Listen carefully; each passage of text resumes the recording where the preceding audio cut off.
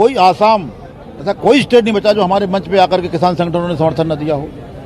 तो अगर उनका कोई एक आधा आदमी मिल गया तो पूरे स्टेट ने कर दिया, और हमारे साथ 10 संगठन खड़े हो तो हमारा एक भी स्टेट नहीं माना जाएगा। ये आकलन सरकार का मनमाना चलने नहीं देंगे बिल्कुल भी, कि एक कर्नाटक का, ये तो कर्नाटक के किसान समझेंगे ना कि सरकार ने तो उनकी इंसल्ट कर दी कि पूरा कर्नाटक हमारे पक्ष में है, जबकि पूरा कर्नाटक विरोध में है।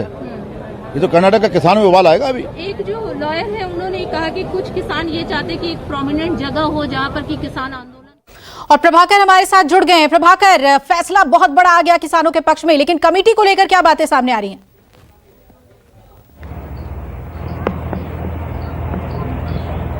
देखिए, अभी कमेटी में जो सदस्यों के नाम बताए गए हैं उसमें से जितेंद्र सिंह मान, प्रेसिडेंट भारतीय किसान union, Ashok Gulati, agricultural economist, और अनिल धवन, प्रेसिडेंट शेतकरी संगठन महाराष्ट्र, और डॉक्टर प्रमोद कुमार जोशी, जो कोर्ट ने नाम बताया वो हम सुन पाए हैं, ये हमने ये किया। और दूसरी बात जो महत्वपूर्ण बात है वो ये है कि जो कोर्ट ने कहा था कि या सरकार से कि या तो आप कानूनों पे रोक लगाइए या हम रोक लगाएंगे, सुप्रीम कोर्ट ने रोक लगा दिया, पहली बात। दूसरी बात ये कि कोर्ट ने कहा कि हम कमेटी का गठन इसलिए करना चाहते हैं ताकि हम समझ सकें, हम ये जान सकें कि आखिर हो क्या रहा है। इसलिए कि आपको याद होगा कि कल जब सुनवाई हो रही थी तो सुप्रीम कोर्ट ने कहा कि लोगों के जरिए और मीडिया के जरिए हम जो समझ पा रहे हैं वो ये समझ पा रहे हैं कि इस कानून से किसान खुश नहीं हैं। तो दरअसल सुप्रीम कोर्ट और मुख्य न्यायाधीश की बेंच ये जानना चाहती है कि आखिर वो कानून के कौन से प्रावधान हैं, वो कौन सी बातें हैं जिससे देश के किसान आंदोलित हैं।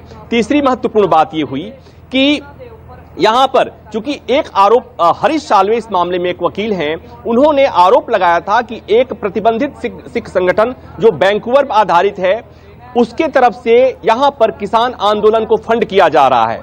इस पर मुख्य न्यायाधीश ने अटॉर्नी जनरल से पूछा कि क्या आप इसे आप वो कर सकते हैं, बता सकते हैं, साबित कर सकते हैं। तो इस पर उन्होंने कहा कि हम हलफनामा दायर करेंगे। तो मतलब ये कि इस एंगल से भी अब केंद्र सरकार को सुप्रीम कोर्ट में हलफनामा दायर करना है। लेकिन जो बड़ी बात है वो ये है कि सुप्रीम कोर्ट ने कानून के अमल पर रोक लगा दिया है। तो अब सवाल उठता है कि क्या इस अमल पर रोक लगाने से, कानून पर रोक लग जाने से यह आंदोलन खत्म हो जाएगा?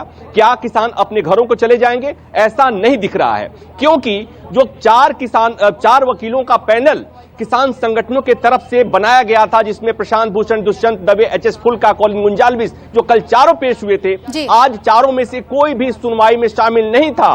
मुख्य न्यायाधीश ने सवाल भी किया कि आखिर वो चारों लोग कहां गए। कल उन्होंने कई बातें कही थी, किसान संगठनों की तरफ से दलीलें दी गई थी, लेकिन आज सुनवाई के दौरान वो नहीं थे।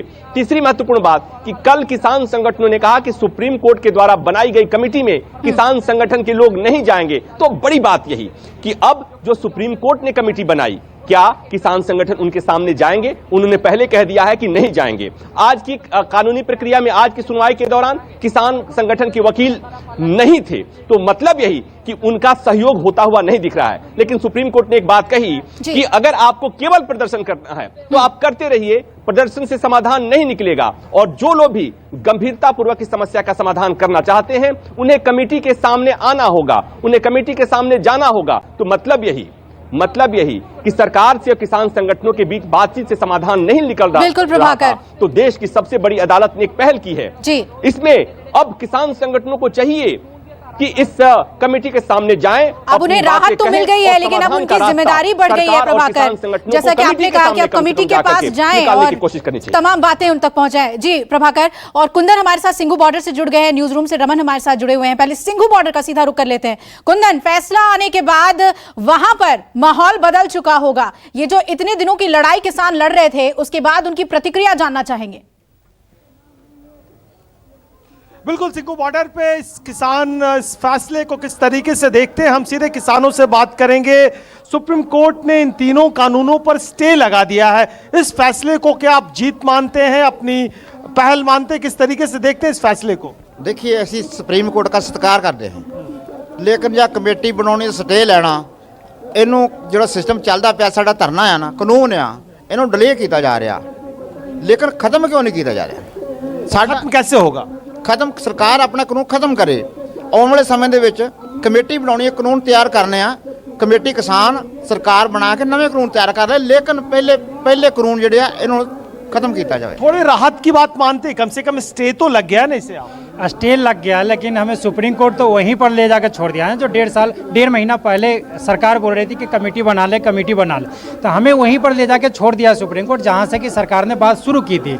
स्टे लगाना सही था, सुप्रीम कोर्ट चाहिए था कि संवैधानिक बेंच बनाता, 5 जजों की बेंच बनाता और इसको ये तय करता है कि ये केंद्र का विषय था कि स्टेट का विषय था। राज्यसभा में संख्या कम था तो पारित कैसे हुआ? संवैधानिक बेंच बनाया नहीं, हमें कमेटी बना दिया, हमें 1.5 महीना पीछे लेकर फिर से चले गए, तो हम तो इसकी मांग कभी कर ही नहीं रहे। बिल्कुल, लेकिन मुझे बताइए कि क्या फैसला, सुप्रीम कोर्ट के फैसले को आप किस तरीके से देखते हैं? राजनीतिक लोग जो हैं क्या वो सुप्रीम कोर्ट के फैसले को चलने देते हैं? हमारे जो भारत में जितने चीनी मिल है उनके ऊपर एक 3-4 साल पहले एक कानून सुप्रीम कोर्ट ने फैसला दिया हुआ है कि गन्ने की पेमेंट 14 दिन के अंदर पेमेंट करो, नहीं तो उसके ऊपर ब्याज के समेत पैसे दो। तो आप ये कह रहे हैं कि सरकार भी सुप्रीम कोर्ट के फैसले को नहीं मानती? सब कोई भी नहीं मानता, सब सरकार के राजनीतिक लोग जो फैक्ट्री प्राइवेट गन्ना मिल चला रहे हैं वो ही नहीं मान रहे। आगे क्या करेंगे आप लोग? लड़ाई जारी रहेगी? बिल्कुल, जो हमारे आगू कहेंगे हम लड़ाई जारी रहेंगे, जब तक कानून रद्द नहीं होंगे हम यहाँ से जाने वाले नहीं। कुंदन, आपके जरिए जो प्रतिक्रियाएं हैं वो किसानों की हमने पहुंचाई हैं और आप बने रहिएगा हमारे साथ। छोटे से ब्रेक के लिए हम यहाँ पर रुक रहे हैं और इस बड़ी खबर पे लगातार बने हुए हैं। देखते रहिए न्यूज़ 24। नमस्कार, मैं हूं मानक गुप्ता। अगर आपको हमारा ये वीडियो पसंद आया हो तो इसे लाइक और शेयर जरूर करें और हाँ, हमें सब्सक्राइब और फॉलो करना ना भूलें ताकि आप देश और दुनिया की कोई खबर मिस ना करें। तो जुड़े रहिए हमारे साथ और देखते रहिए न्यूज़ 24।